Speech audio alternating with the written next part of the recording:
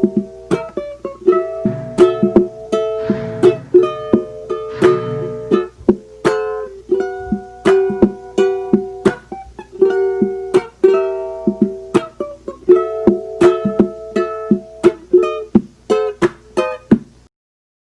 Hello, everyone, and welcome to MMA Island. I'm Zach Harkness, and today I'm joined by the RIZIN Bantamweight Champion and recent UFC signing, Manel Kape. Welcome to the show. How are you doing today? I'm fine. I'm good. I'm very good. Today I have the USADA in Thailand for make my test for the drug test and everything's clean. Everything's good for this fight. You take the COVID test yet, or is that later on? Yeah. No. Later. All right. So I want to get into the first question here. And first question I have Mm, is, how is your training at AKA Thailand? Because obviously you are very multinational, born in Angola, raised in Portugal, fighting in Japan, yeah. and training in Thailand. What made you hmm choose AKA Thailand? And how do you think your career has progressed in your time training at AKA Thailand? My training in Thailand is very good. I have no many partners like in many gyms like. In America, you can see many teams with a lot of fights, a lot of partners for training. It's good. Yeah, you have every time different sparrings, but here in Thailand it's good. Why? We are a small team. But we focus in the tiles. We focus. The coach focus 100% in us. When somebody have fight, we are focused in this fight. We just three or four, and we do a well job. We have the coach every time in looking for us, see what mistakes we do and what we can change. So it's very good, and my progress every times go up every fight every fight. I go up in levels.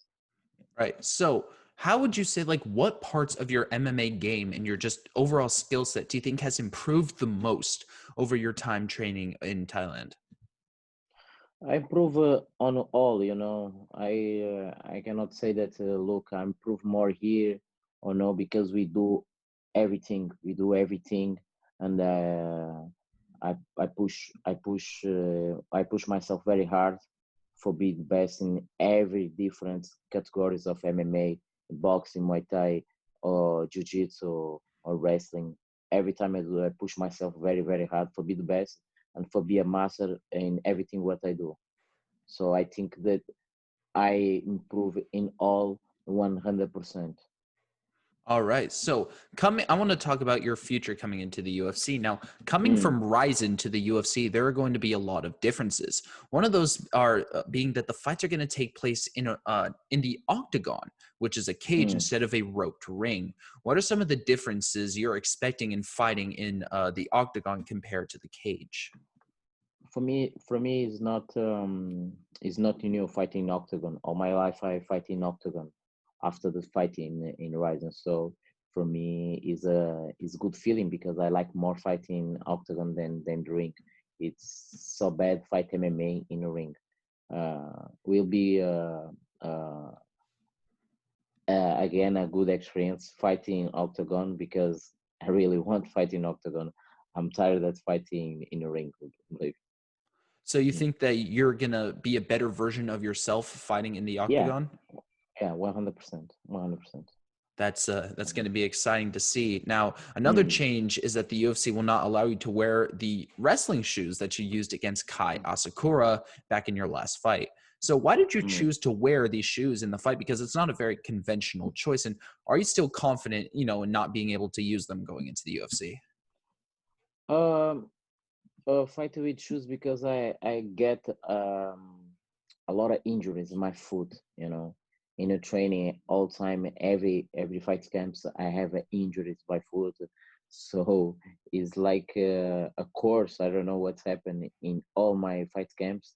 my foot become swollen, something, my joints in wrestling or in a kick, all times I need to stop 1 week or 2 weeks for recovery. So I start to use the shoes for be more comfortable because the pains what I feel in my foot. So, do you think that in the fights that you had to wear the shoes, even in the ones you won, you think your performances would be a bit better because you would have that added ability to kick? Because I assume you're not allowed to kick when you wear the shoes. No, it's same. Look, it's same for me. Nothing change. Nothing change. Uh, just in rising, the ring is very sleep a lot, sleep a lot, and the maybe the shoes work good on the ring. But I think in octagon will be okay. Will be okay. I think so too, even though the octagon in Fire Island looked really slippery with all the fighters falling down. Now, Yeah, did you think the shoes at all gave you an advantage or like an added bonus in your fight with Kaya Sakura recently? and any adventure. All adventure that I have is that I make a good work. I stood very well as Sakura. I know him from first fight, and so the most important and the key of my game is my intelligence. I'm so smart, so I can improve. I can be whatever I want. I can be a wrestler. I can be a jiu-jitsu guy. I can be a striker. So I change in this fight a lot. I tricky its mind and taking down fake takedowns and fake kicks and knock out him like I said in second round. So, in your first fight with Kaya Sakura, it went to a split decision. And when you got your Mm. hands on him again, you knocked him out in the second round. Now, what are some of the changes you made? And what did you learn from the first fight with him that made you like bring different adjustments into the second fight that pretty much secured you that victory? First, I won the first fight. Yeah, I Everybody agree. But see him. Everybody see. You can see his face. He when the judge put his hand in up, he really don't believe that he won this fight. But it's okay. I think what changed when I moved for Thailand, because I was training in Angola. I moved from Angola, from Portugal, from Angola, and stay training, but just training with one guy. We don't have all these stuff that I have in Thailand. Um, it's very very. We just have a good sacrifice, we are tough guys, but this is not all in this sport. You need to have everything for sport you. And what changes my move for Thailand, I have everything here for feel good, for recovery, and I have a big team.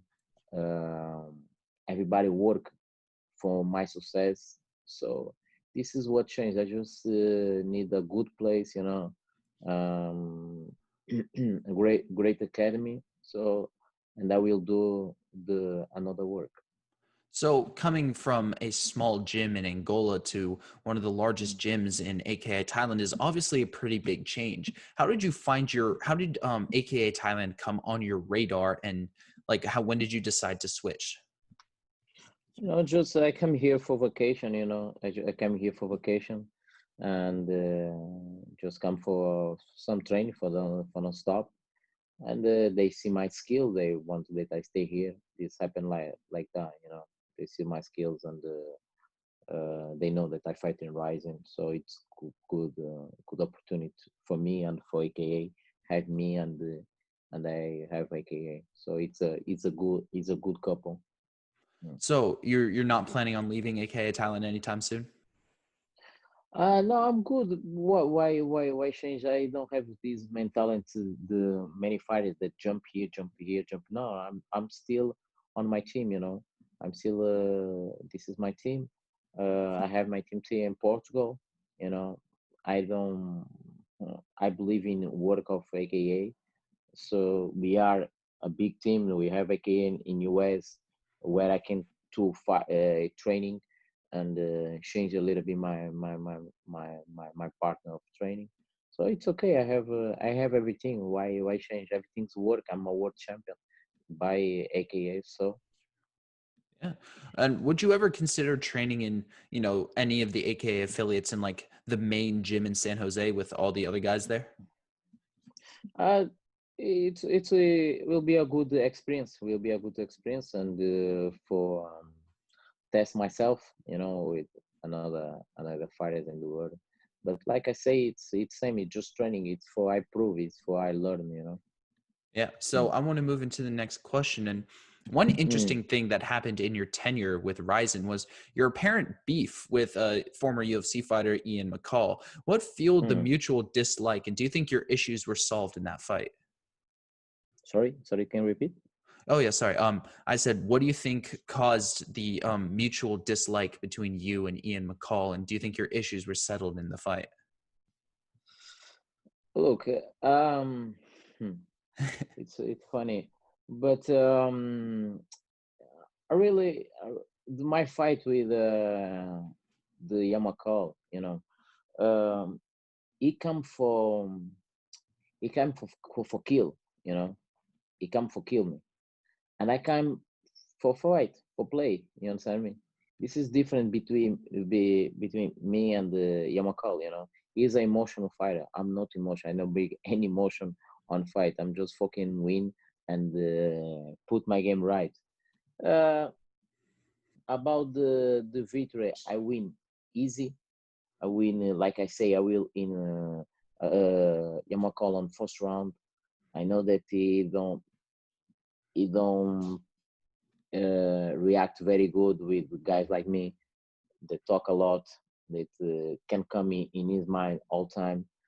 And the result is by my knee, where everybody see, you know, they talk about the rope, like nobody in history in MMA caught by a rope, and he wants to say that is one rope. He say because the guys that comment the fight, they say, oh, is rope or is knee? Is rope. So they, for the fans, Yamakal, for the fans, so they say rope, but everybody saw that my knee is very strong and fuck his head. Yeah. Oh yeah, yeah, that's true. And Ian McCall was like during that time, he was like a very big step up in competition for you as he fought for Mm. very close to a UFC belt.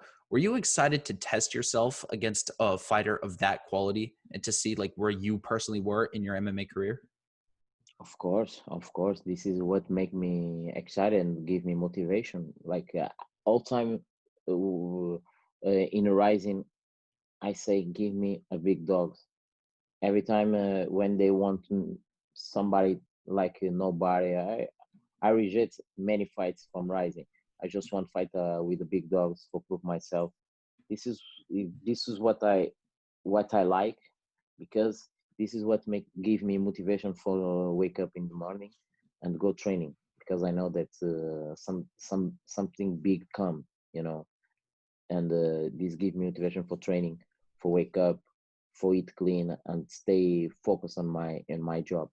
And so like I do, and I can make these big dogs look easy in fights, look like amateurs. Yeah. Yeah. So outside of the UFC, you probably have one of the better competitive records. You were saying you fight those big dogs, and that's certainly true with people like Kyoji Horiguchi, and Mm. Kai Asakura, Mm. Takea Mizugaki. So, what do you think those advantages bring you fighting that really good competition outside the UFC? What do you think that helps you with, when you're going into a bigger promotion, when you've already fought guys of that caliber before?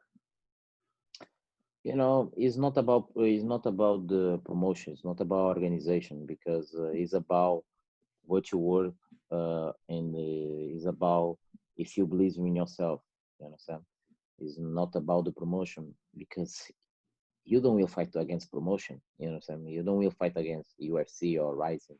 You will fight against some guy that work hard too. You understand? For staying better position than you. And so many people, oh, I will fight in UFC, more competition. Yes, yes, but you don't will fight against UFC. You will fight against another fighter same than you. You understand? You just need to work more than him. So for being successful and for win the fight. Right. Now, I want to move into the next question. And as a natural Mm, flyweight, you fought your entire rising career at a weight class above because of the competition in it. And you said you wanted to fight the best of the best. After all this yes. time at 135, do you think your 125 cuts will be easier or harder? And what advantages or disadvantages do you see yourself having at 125 in the UFC with all the experience you had at a weight class above in rising? I have one. I have before I fight in flyweight, but yeah, it's a good question. Before I was more young, I can cut weight easy before because before I uh, in my day I was in 125, 125, and now it will be a good experience for me and for my body. Come back from flyweight because I'm fighting all this time on bantamweight because the names that have in the competition, the strong guys, all they are in bantamweight. But no, will be a different. No, will be different. We'll have a good cut weight, and the most important thing in this camp in this journey of my life from flyweight will be my nutrition. My nutrition. Now I'm eat very clean. Uh, any day sheet, just clean, clean, clean. So um, and for future move again from bottom weight. So, when's the last time you actually made the cut down to 125? I have one time. I do one time in a rising. I don't remember, but I fight from flyweight one time, I think, one time. So with all the, with all the success you had at bantamweight at Mm. RIZIN, what was the decision process like and to choose to fight at flyweight in the UFC? And did you consider fighting at bantamweight in the UFC? Because I know you called out Cody Garbrandt, but you said you're going to fight at flyweight. So at the time, did you think that you were going to fight at bantamweight or flyweight when you first signed with the UFC? My strategy about about flyweight and bantamweight is that I can I can take over this division from flyweight and go up from welterweight. This is my strategy. So I'm young. I can cut my weight very good from flyweight, and then move up from welterweight. This is my strategy. I know that now I can fight in welterweight, but I just want to take care of this division, make this division great, and make people talk about this division, flyweight division. This is what I want. Uh, be the man that will make this division more exciting. This is my strategy, my plan. So do you think that, being a much bigger flyweight than a lot of other UFC flyweights, are you kind of banking on the fact that you're going to have a big strength advantage in being a lot bigger and stronger than these other guys in the UFC flyweight division? Of course. Not just bigger. I'm more fast than these guys. I saw the fight from the number 1 and 5 ranking. I'm more fast. I'm more stronger and more smart. Of course, Yeah. 100%. Yeah, I'm kind of agree with that. Now, you are making your debut on a very big card in UFC Mm, 252, but this is not the yes. first massive event you fought on. Do you think that your No. experience in fighting in huge events for RIZIN is going to help you not have nerves for debuting on a massive UFC pay-per-view event? Uh, be serious. Be truth. I never be nervous in any fight. I never be nervous. I don't have this emotion. My last fight, 32,000 people on Saitama Super Arena main event. Um, I like fight again in front of fans and many fans. Now will be different because not have any fans. I like to feel the noise of people scream and scream my name and talk. I like these things with emotion. Uh, of course, have this experience, the big experience, and I know how to work uh, how to work my emotion on these times. So do you think that fighting in front of no fans when you love to fight in front of tons is gonna, I don't know, make a difference in the way you approach your fight week at all? Yeah, maybe make some difference. I like more fighting in front of a lot of people. Maybe not. We will see. We will see on August. So you say that you don't, feel nervous when you're going into your fights, but obviously there Mm. has to be some emotions there, right? What kind of emotions do you usually feel in the back right before you're about to walk out for one of your fights? Only thing that I think before the fight is how I will celebrate my victories. This is the only things what I think. How I will celebrate my victories.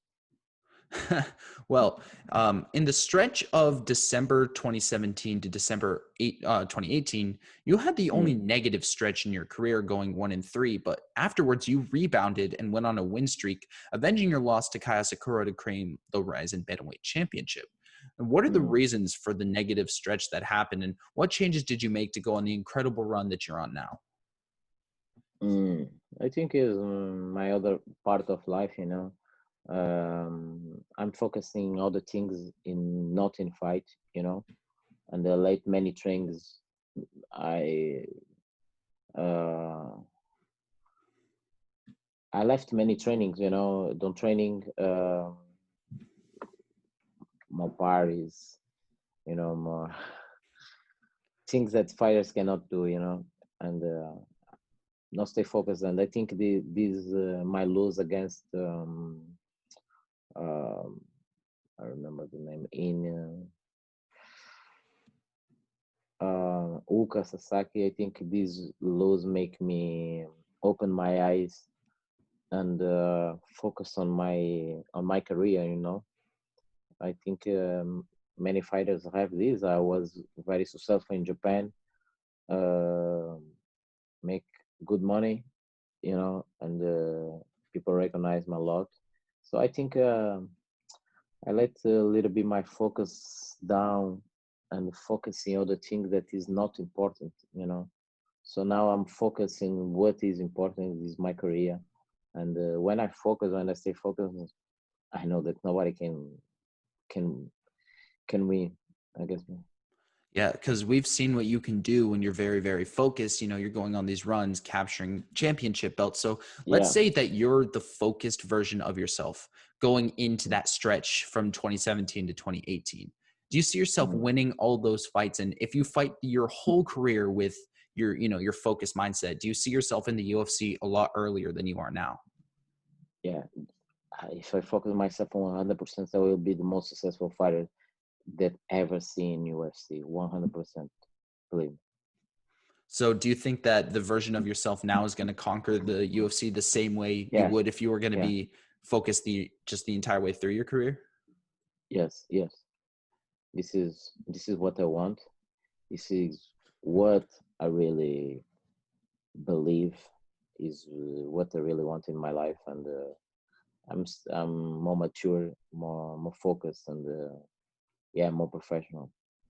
So obviously, the UFC is probably the biggest stage in MMA, right? It's Yeah. huge.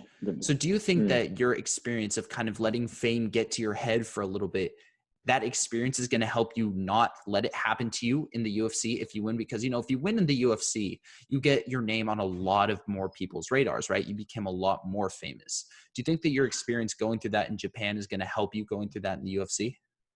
Yeah, it will help me a lot. I don't will make more mistakes in my life and in my career.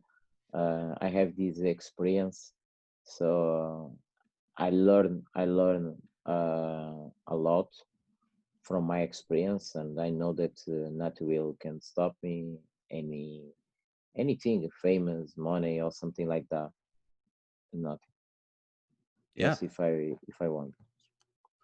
So, I want to, speaking about UFC 252, I want to get your thoughts on your opponent, Rogerio Bontorin. From what you have seen from him so far, what do you think he does well, and what do you think you do better than him? And according to you, how do you think this fight is going to play out? You know, Roger is a good fighter. It's a good fighter, but he's just one more fighter. It's nothing special that I saw before. You know, he'll show me nothing different that I don't saw. Our fight before with fighters more strong than him, more smart than him, with better cardio than him. I think he need to work a lot his cardio. You know, if you people saw my fight, I have a lot of cardio. My cardio start to go up in second round, and yeah, he's a good fighter. He have a good jiu-jitsu, but he's not all this. You know. Uh, I believe that I will finish him on second round by KO. By Second KO round. That's or your round. second round. Second round. Yeah, that's my round. I believe me. I just my machine start to warm up.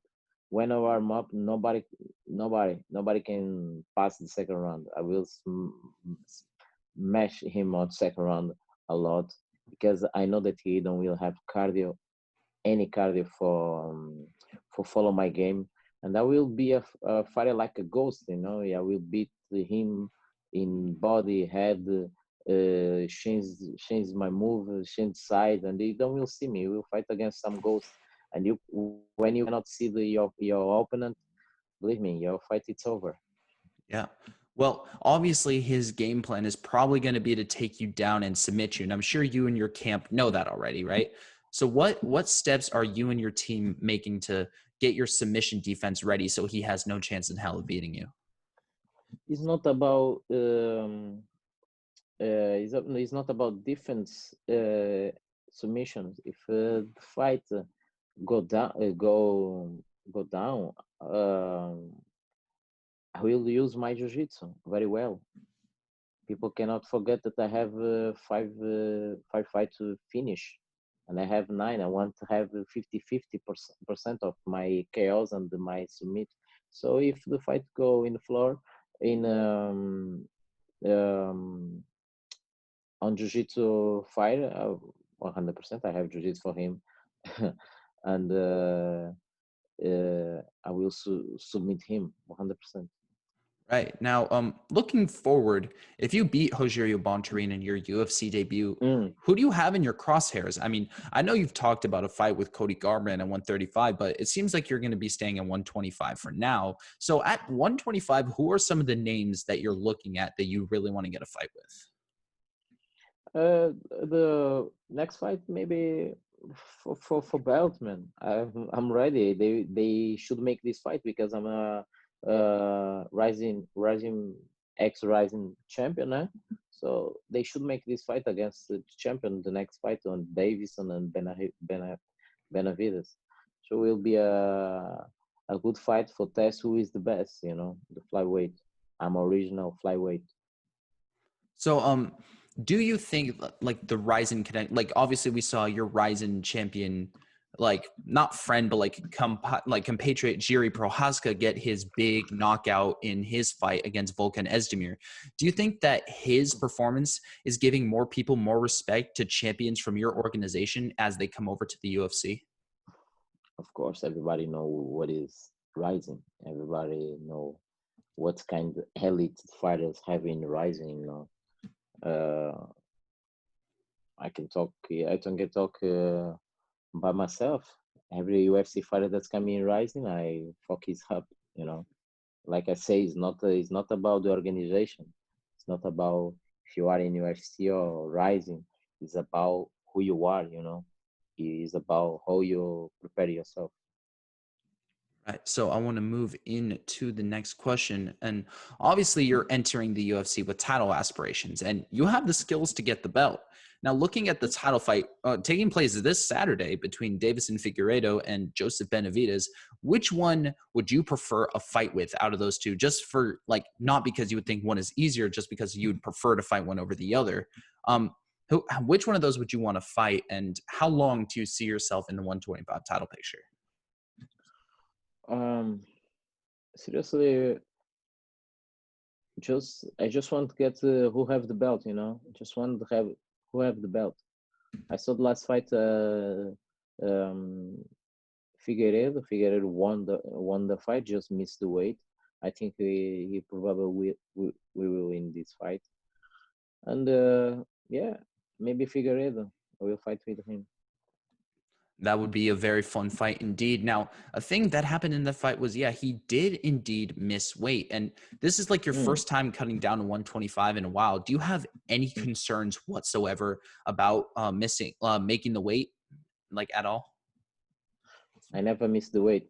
All time I do my work very professional, and I never miss the weight. And it's not in UFC that I will miss my weight. Yeah, I don't think so either. You want to make yourself have the best Yeah, first impression because, it's yeah. the big promotion. And if you make weight, like knock out Hojiri Bontarin, you're definitely in there talking with the top of the division. 100%. Yeah. So, after your win over Asakura, you obviously shot yourself into the high level of the MMA stratosphere in terms of fan recognition and all those other things. Did you immediately know that you were going to switch promotions after that fight? And which other promotions reached out to you? And how long did it take for the UFC to contact you? Uh, the UFC contacted me after 1 week or 2 weeks my fight. Uh, my opinion, my choice is about uh, become more successful fighter. Not just in Japan, but in US too. And I want that people recognize that I'm the most smart fighter in the world. That's what I want that people see and see my game, and love the watching my fights. So, did any other promotions reach out to you, like Bellator, One Championship, PFL? Any of those guys reach out to you? Yeah, I have many other organizations that offering a good contract, but this is not important for me. The most important is staying UFC. If not UFC, I will stay in Horizon. Right? Yeah, that's what I was about to ask. Like, did you have any after that? Did you have any thoughts like maybe I should stay in Ryzen, avenge some of those fights that I lost, or was it immediately like I want to go up to the higher levels of MMA? Yeah, this is what I want. Go up in life. Yeah. So, going into a new promotion where you could be elite in two separate weight classes, your future is real kind of hard to predict. Where do you see Hmm. yourself in 3 years in terms of your career? When I'm see very very rich, uh, get champion of flyweight division. Um, I see myself um great successful man in business and in my career, like a fighter. So, would you ever consider going for the 135-pound belt as well in the UFC?